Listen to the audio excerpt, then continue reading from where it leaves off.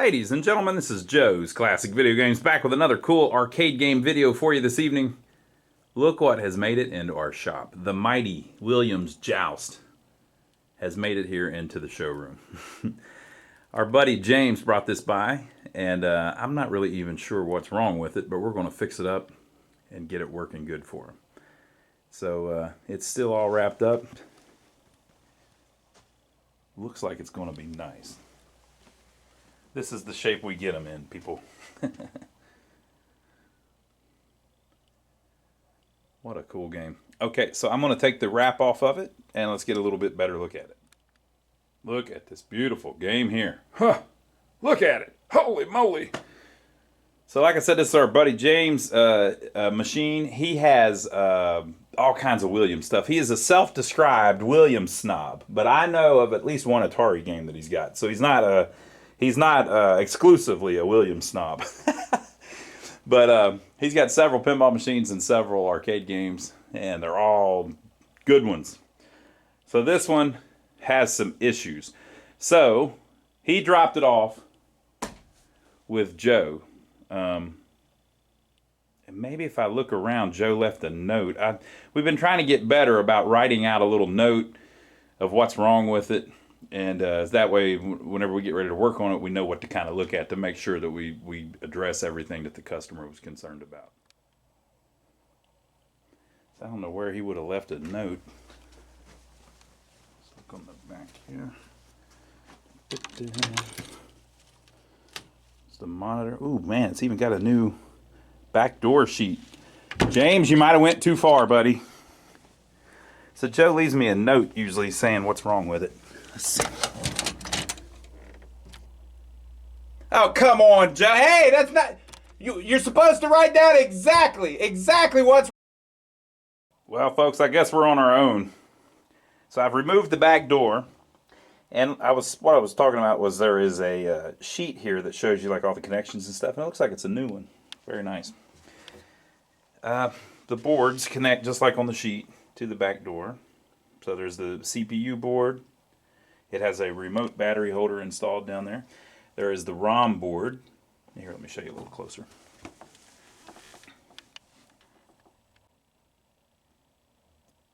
So this is the Williams CPU board. They've removed the battery holder and put it over here.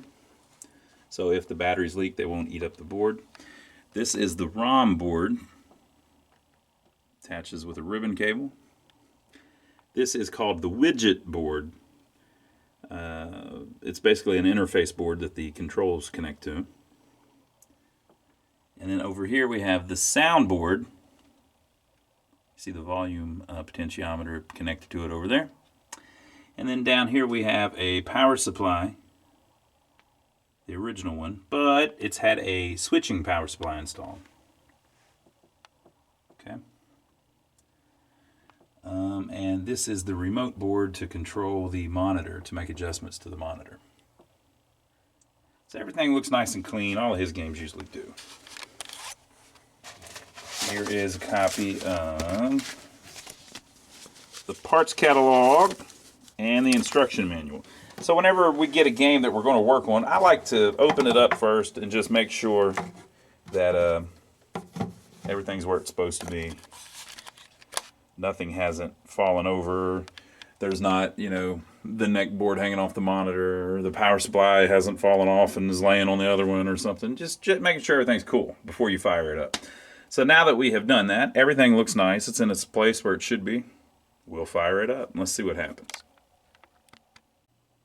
So there's an interlock switch here that you have to open up, right? I've had people that didn't know about these, but basically, when the door is on, it pushes this in. That connects the switch on the back. And the reason that they do that, it's spring-loaded so that if the door pops off, it kills all the power to the game. So you don't get electro-killed by the monitor. Now that's not for the service tech's safety.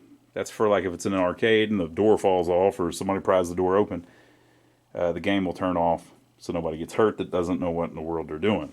But a lot of people don't realize that you can pull it and it'll stay out. So that's for, you know, like somebody servicing it. So you got to make sure all of those are open, doing their thing. There may be one on the front door. I think the door's shut though. And then this is the power switch. So let's see if we get anything. We got power. Will we get sound?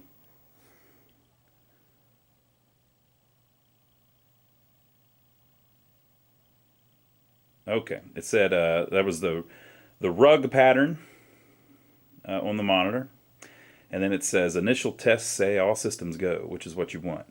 Now what I'm seeing is we have a color missing. So we've got green and we've got blue, but we have no red. So there are things missing where it looks like there's graphics missing, but what's really going on is there's absolutely no red signal at all.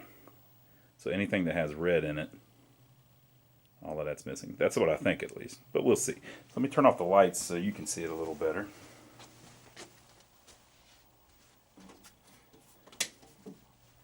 It's daytime, so that didn't help much, did it?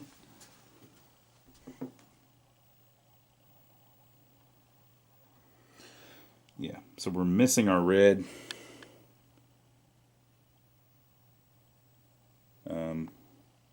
But it looks like everything's cool. Also, the sound is not working.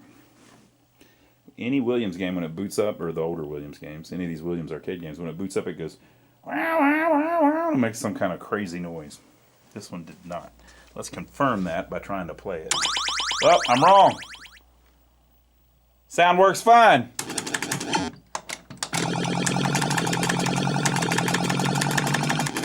That's just Defender. That does that, I guess. Alright, I know you can't see anything. We'll move it here in a second. I'm just testing it.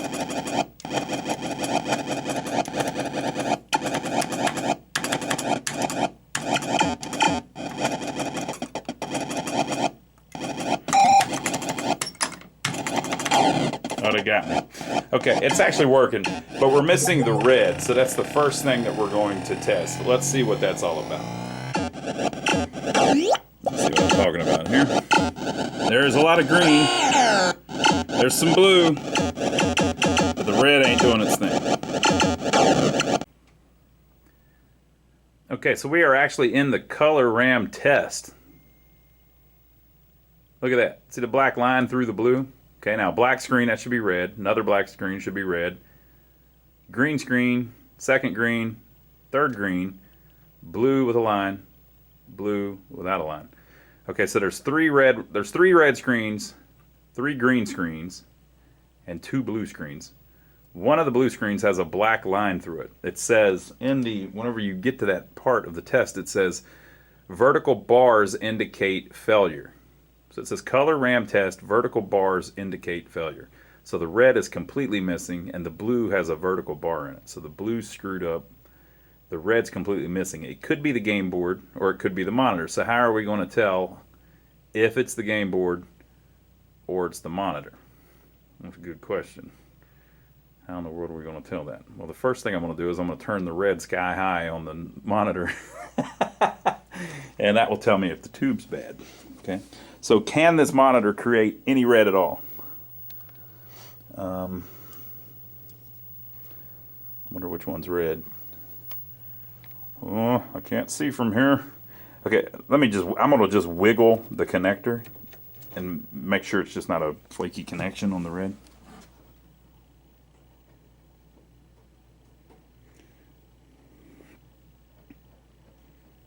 Doesn't seem to be doing anything. Let me go get a screwdriver so I can try turning up the red. Okay, got a screwdriver. So this is not going to bring back our image and fix it. All I'm trying to do is overdrive the red so that I can tell if the tube is even capable of displaying red. I'll show you what I mean here in a second.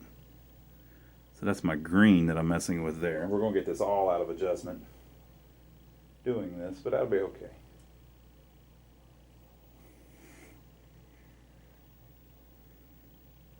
Okay. So see the red background? So what does that tell you? That tells you that the red gun in the tube is fine. It's capable of making red. It just isn't making red because it's not telling it to make red. There's some reason that the red is not working. Okay, so it still could be the monitor board. So we don't think it's the tube, but it could be the monitor board. So we'll check that next. Let me get a multimeter. So I've unplugged the monitor. The game is actually still on, which you could turn it off. But I've unplugged the monitor. The reason I left it turned on is because I liked it. It's in the RAM test right now, so I can go right back to it. So the way I test these, I've made this point a bunch of times. You don't really even have to understand completely how the thing works. You just need to know that there's 3 separate circuits that are pretty much identical. So there's a red, a green, and a blue. So you can see that there are 2 sets of knobs. I mean 3 sets of knobs, 2 for each circuit. And so this says red drive, red cutoff. Blue drive, blue cutoff, green drive, green cutoff. And on this particular neck board,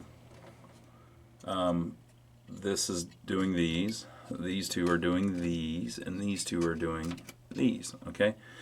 Now you saw how we were able to turn this knob and get the red to turn up on the screen because we were turning the red drive and the red cutoff.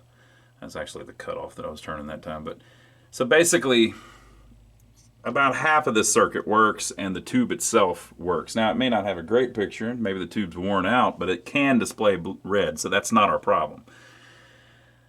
So the game board creates a red signal that it sends up to the monitor here. It does a little bit of processing of it here and then sends it up to the neck board through this connector here. Okay. So nothing on the monitor is coming up red because the signal from the board is either not getting created properly, or it's not making it up to the monitor, or the monitor is getting the red signal and it's screwing it up in the processing here, or it's not getting it up to the neck board, or it's screwing it up in the processing here. So these little transistors you can test with just a simple diode test like you do diodes. So the way I just did it, you can mount this back on there so you can get to the bottom of it. Notice that it's sitting crooked on the tube. That's not that strange. They do that a lot, actually. But I've got it on diode test. I can't really do this with one hand. But basically, I'm just comparing pins. You know, so I'm going to compare the center pin and the outside pin and just compare the 3 together and see if they all give you a similar measurement. Now sometimes you'll get a slightly different measurement because you have the potentiometers set differently.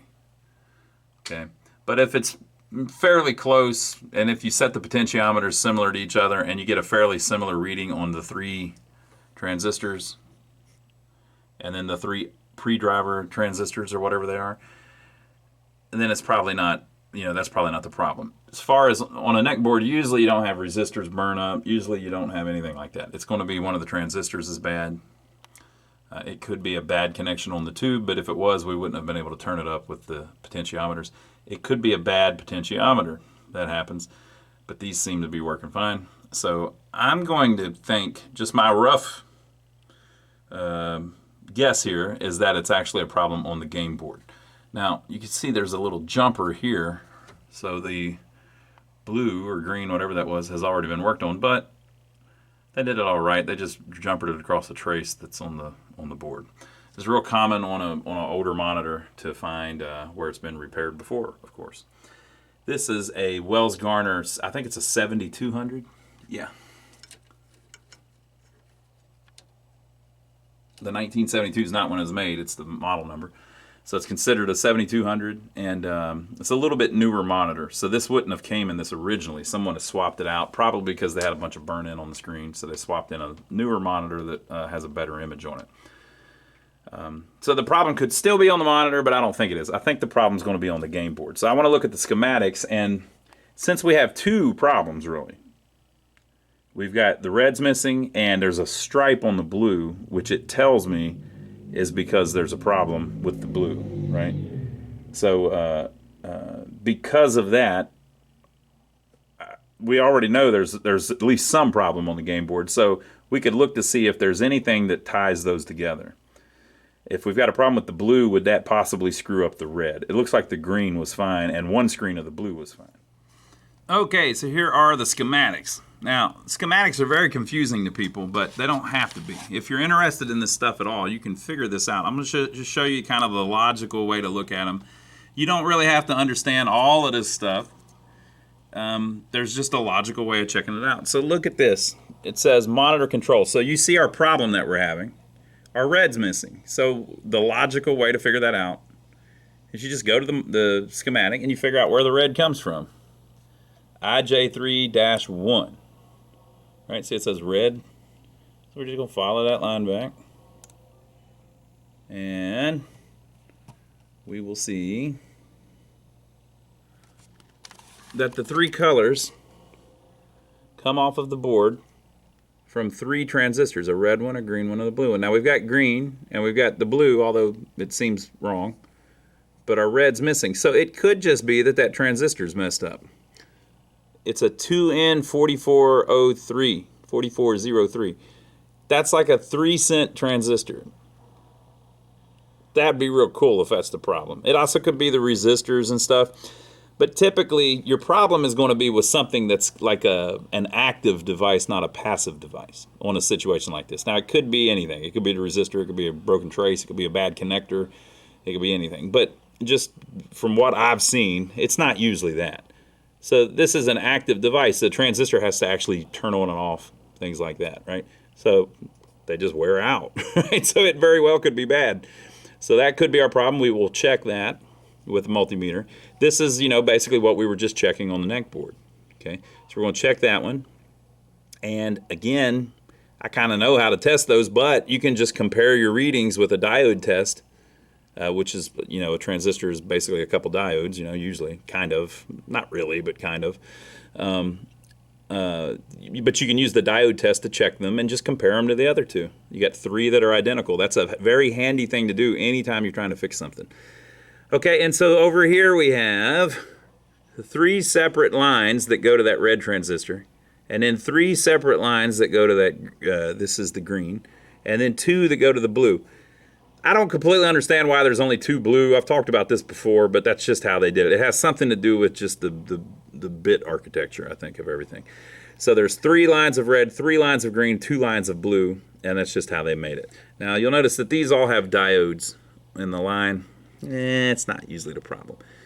But since everything runs out of this chip, it is actually common to all three of the red lines and the blue line that's messed up. But our blue line that's messed up, it's got a line in it. So it's like a logic problem. It's a intelligence problem. It's telling it to display blue all the way across the screen, but it's screwing some of that up, and it's making a perfect line missing out of that display whenever it makes it on the screen. Well, that's not really going to be a 374 chip. It's more like a RAM chip problem, right? So if you go back farther, we're going back farther. This thing is fed by all of the lines connect to a resistor pack down here, right? But it is fed, look, every one of its signals comes from these two chips. These are 7489s. Those are RAM chips. So they're random access memory. These are definitely active chips. They're not passive. They're doing all kinds of stuff. They're interfacing with data lines, and they're getting signals from here. Now both of these chips run off the same 4 address lines. Okay, and they get separate data lines, but that's fine. Okay, but look what they do. So this one outputs 4 lines, which come over to here and end up being the 2 blue lines. So both of the blue lines come from this RAM chip, and then 2 of the lines come up and do the green. Now we've got one good blue line, whenever the screen comes up, we've got one good blue screen. We've got 3 good green screens. Okay, so it could just be that that one blue is messed up with this RAM, okay? And then all three of the red lines come from this RAM chip. So I think what might be going on is that transistor's bad and that chip's bad. But it could be that chip's bad and that chip's bad. So that's what we're looking at, right? So I'm just logically trying to think of it. We've got all three red lines missing. It'd be real easy for that transistor to be the problem. But all three of those red lines come from this one RAM chip. However, it also creates a green line that's just fine. This one creates two blue lines. One blue line's fine. It also creates two of the green lines. Two of the green lines are fine. But one of the blue lines has a little hiccup where it's got a little bar in the screen in that test. Now that test isn't just visually representing that line. It's actually doing math and telling it to display a full screen of blue. And then a line is popping up in it because there's a problem with that happening. So it's very likely that the RAM chip screwed up. If the transistor was screwed up, you either wouldn't get any blue or it'd be too light or whatever, right? So the computer is telling this chip to create 3 red screens and then 1 green screen, full screens. And it can't do it. It can't, we don't see the red screens, but we do see the 1 green screen. And then it's telling this chip to create 2 green screens and 2 blue screens. And it's doing 2 good green screens, 1 good blue screen, and then a blue screen that's kind of screwed up. It's got a line in it. So I think it's highly likely that that chip's bad. This chip could be fine, and it's creating the 3 red screens, drawing them properly. But that transistor's messed up. Now, but keep in mind, when it makes a complete screen, it's drawing the whole thing in. It's not just it's turning on a switch or something. It's like, it's math that's being done, basically. And so I'm just trying to use layman's terms so that everybody can understand it and that it's simple to follow. But, you know, there's a much more technical way to describe all of that. But basically, we're watching a test screen. It's testing those RAM, and the blue one is failing. And the 3 red screens we're not even seeing, so something's going on there. So the first thing I'm going to do, I'm going to pull that board, and we're going to check those 3 transistors. All right, so I'm getting ready to pull it, and I started thinking, you know, I better check that connector first. Now if I wiggle it just right, we get our red back. Mess with it again, it goes away. So I got it kind of... We'll wait till it gets to that screen where you can really tell. The red looks horrible because I've been turning the knob. All right. You can see I can make it cut in and out by wiggling the connection. So the red is just a bad connection, although there may still be RAM problems on those 3 red screens. But we definitely have a problem with the connector. But that's a good problem to have because it's easiest to fix. Come on, you sucker. There's the pterodactyl. You got him. There we go. So you can see there's lots of red. Hit this and it's gone. Now it's back. So the connector is the problem with the red. Okay, folks, so here is the board. This is the video connector. Okay, we're going to resolder the pins on the bottom of that to make sure it's in there good. These are the 3 transistors that we would have been looking at, but they must be working fine. And then 2B, that chip right there is the one that controls the blue lines. That's the RAM. Okay, so I've removed it. It's a 74S189, also known as a 7489. I don't know why they did that, but yes, the 7489 and the 74189 apparently are the same chip. So I pulled it out. I'm going to pop a socket in there and put a new one in. Here is the video connector. Let's see if any of the... Does it look like the solder is broken on any of those?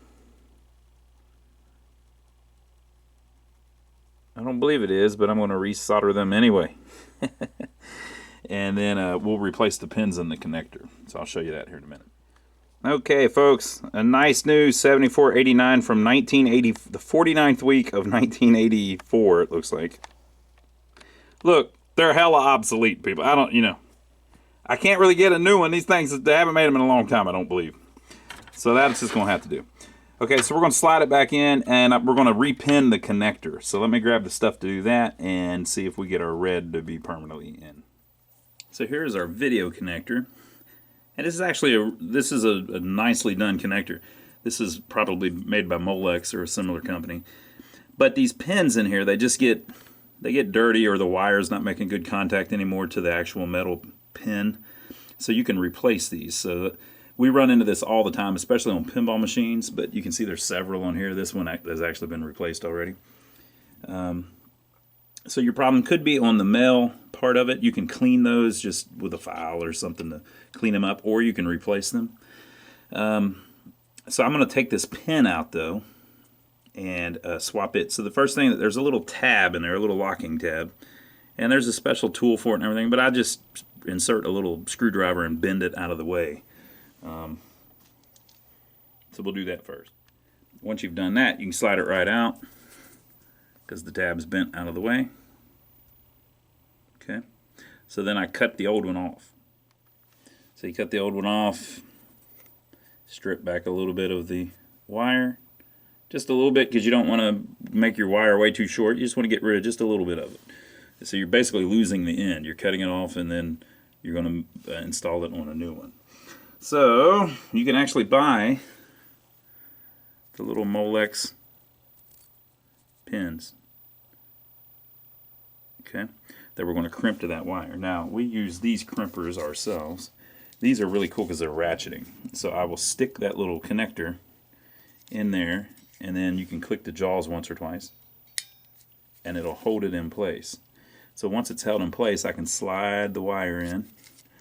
And once I get it where I got it just where I want it, like the eel said, you pull it, it makes a perfect crimp, and let go of it. Now if you look, these jaws actually have two levels, so it's crimping two things at the same time. So let me crimp one on and I'll show you what I mean. Okay, so basically you have your insulation that you want the end crimped around, and then the wires that stick out of the end of the insulation, you want that part crimped around. So if you've got something like this, it does both of them at the same time. Perfect. Bam. Okay, now these look expensive, but they're not. You can get expensive ones if you would like. So if you're the type that likes the real high-end stuff, look, I don't blame you. Okay, so you can go get expensive ones if you want. But I got these on Amazon, and they were like, I think they're $10 or $15, something like that. So there's a link to those on our website. Go to lionsarcade.com. We have a parts page, and we've got a bunch of stuff like this linked on there. Now, the actual connectors, we used to tell everybody to get these from our buddy Ed at GreatPlainsElectronics.com, but unfortunately, Ed's wife has passed away, and it was very unexpected, and he's decided, for at least the time being, that he's not going to run the site anymore. Now, he may open it back up in the future. If I was just going to guess, it's not my place, and I don't know him. I just know him. I've talked to him a few times online. It's not my place to say, but in the future, I think he'll probably open it back up because he really loves this stuff. But as for right now, unfortunately, Ed is devastated because his wife has passed away, so he doesn't feel like selling things right now. So you can't get them from Ed at the moment. That may change in the future. God bless him. But another place you can get them, you can get these all over the place, but another place you can get them is another friend that we've known for quite a while, is the gentleman at TwistyWristArcade.com. If you haven't checked that out, go check out TwistyWristArcade.com. Now, why am I sending you to these kind of obscure mom and pop websites? One, because I want to support mom and pop websites, but two, because they focus on things specific to the business. So,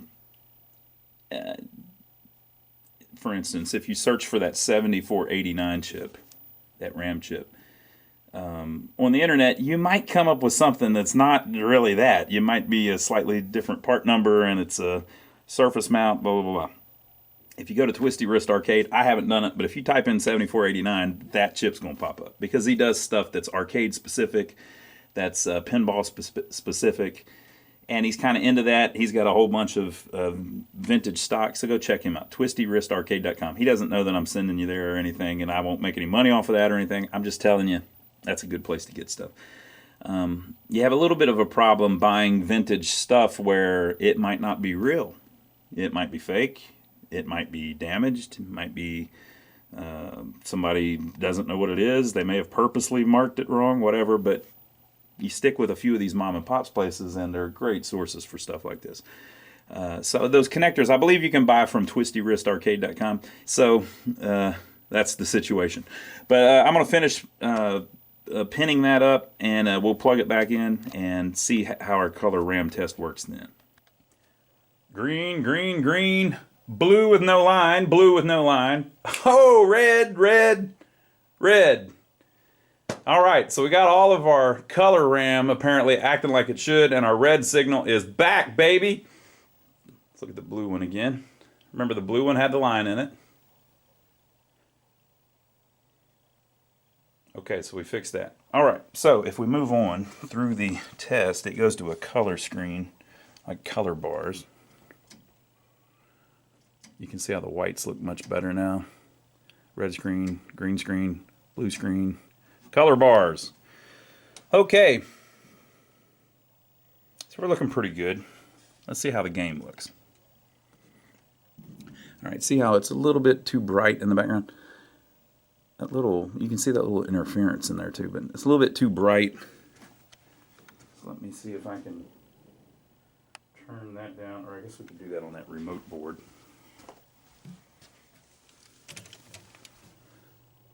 Boom, boom, boom. Let's see if I can get the brightness down just a little bit.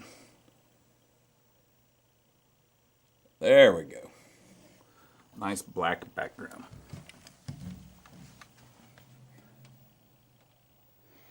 Okay, so our red still may be too high, but we'll see.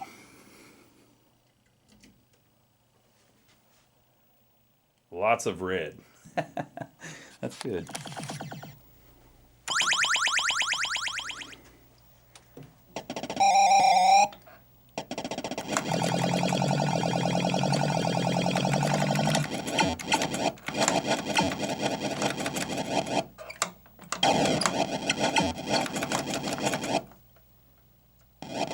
It's a trap.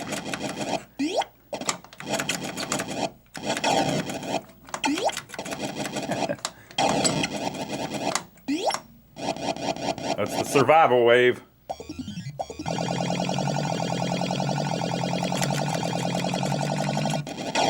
They got you. You didn't survive, Joe. Nope.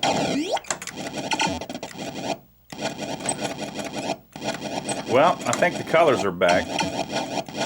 There may be a problem with the controls after they're on a while, he was saying. So we're going to wait and check on that. But it seems to be playing pretty good.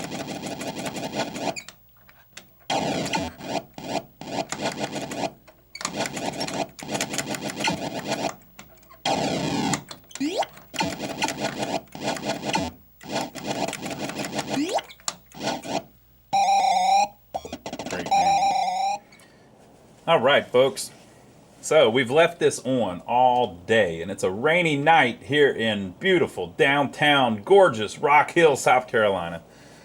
So it's raining outside, but we're dry in here. So we're going to test it, play it a little bit, and hopefully that'll come out. It looks like it's a little bit too bright, but I should be able to darken it up in post-processing. But we're going to play it a little bit and make sure that everything's all right. Now, whenever Mr. James dropped it off, he mentioned that sometimes after you, or I guess he said it, always did it, but after you leave it on for a while, the controls stop working. So we have left it on all day, and we've got the back door on so that it heats up and all of that stuff that they do. And so we're going to see if it's still working. It appears to still be working. It may have just been a fluke whenever it did it to him. We got our eye on it just to make sure, but I can't fix what ain't broke, folks. Oh, I got broke.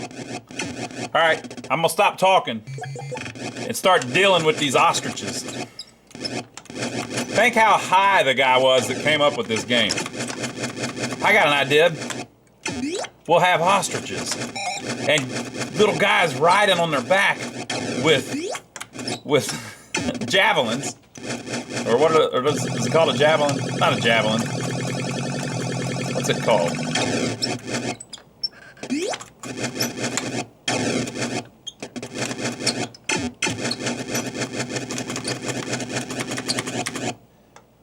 What is the JOUST thing called? I haven't been a knight in a long time. Ooh, when...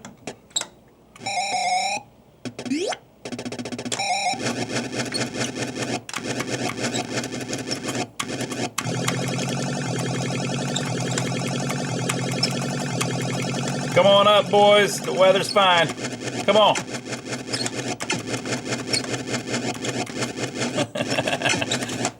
Doesn't something happen if you wait too long? I can't remember. They start getting more aggressive or something. Oh! That didn't work how I wanted it to. Look how they start you at the bottom. So now you got to go up through all of them. Oh, shit.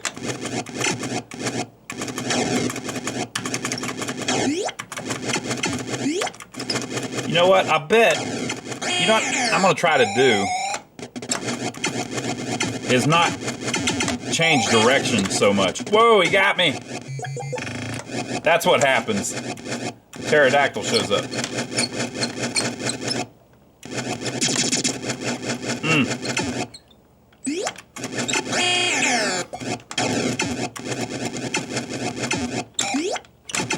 Oh, come on. All right, I'm just practicing, people.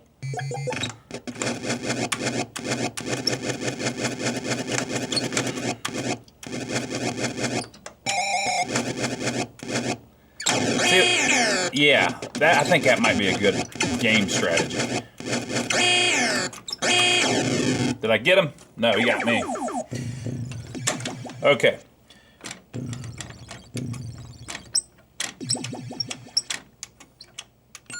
Okay. So here's my new strategy. When you hit them, instead of trying to flap and keep going that way, I'm going to hit them and plan on going the other way after you hit them. Reverse direction each time.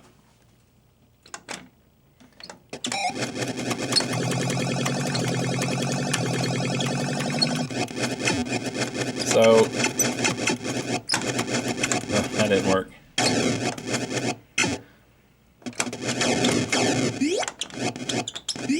So far, I haven't been able to do it. But you waste so much time trying to turn around. So I'm gonna try to get better at bouncing off of them and going the other way.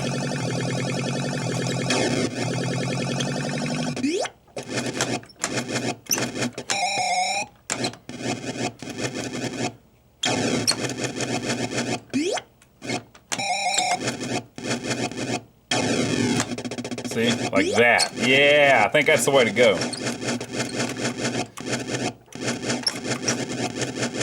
So you hit them, and you know you're going to go the other way, so you just accept it and start running the other way, instead of trying to fight it.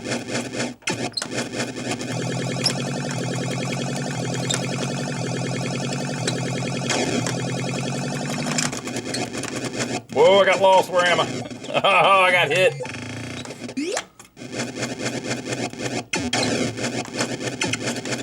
Ooh, lost that one.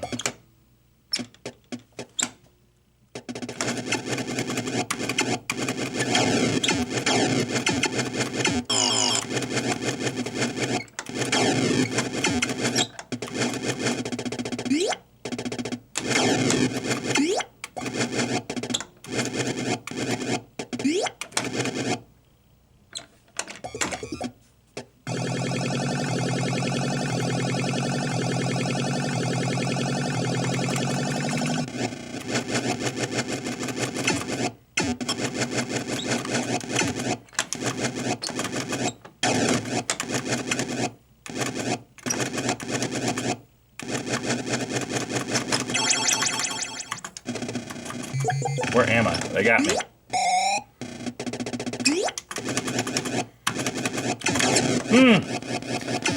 I let them get going too fast.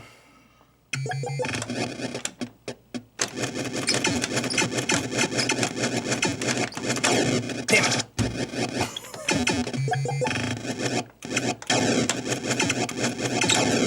Yeah, see, I think you can... Uh-oh.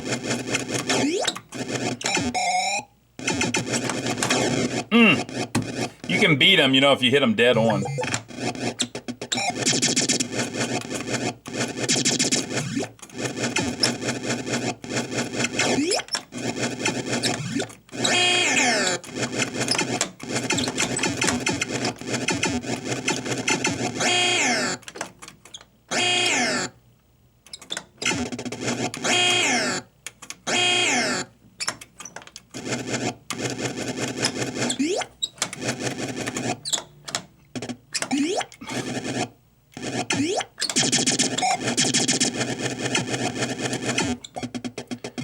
Where am I?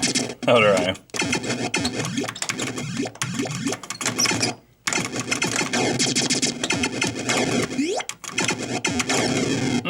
Thy game is over. You have lost. All right, folks, so there we go. I think we got our colors all looking pretty good, and I hope Mr. James will be very happy with this game. There we go. So I hope you enjoyed it. Leave your comments down below. Do you remember JOUST? What'd you think about the RAM repair? Pretty cool, huh? Make sure to give us a thumbs up for taking the trouble to film it for you. Make sure to check out our website, like we talked about earlier, lionsarcade.com. And last but not least, don't forget to check out my brother Donnie. My brother has his own channel here on YouTube. Go check it out. I'm over there with him. Let me mention this little part of the screen. Do you see how this part of the screen is slightly lighter? You can especially tell on the red. That's right. Yeah. You can barely tell.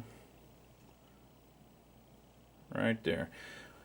That's because it's degaussed. That's just because I've been moving it around while the screen is turned on. So you can see it a little bit right there. That's a little bit too light. That's not a big deal. I could fix that by just turning the monitor back around, turning the game back around while it's turned on. Or if you turn it off for a while, whenever you turn it back on, it won't be there. It's just, it has to do with the magnetism of the earth and the way you're rotating the monitor and all this kind of stuff. You can use a degaussing wand to get rid of that, but it'll take care of itself too when you turn it on after it's been off a little while. So it's no big deal. They just do that if you may have seen an old TV that had like a light spot in it because somebody had picked it up while it was turned on or something like that. Don't worry about it, folks. It's no big deal. So we will see you on the next video. I hope you enjoyed it. We had fun making it.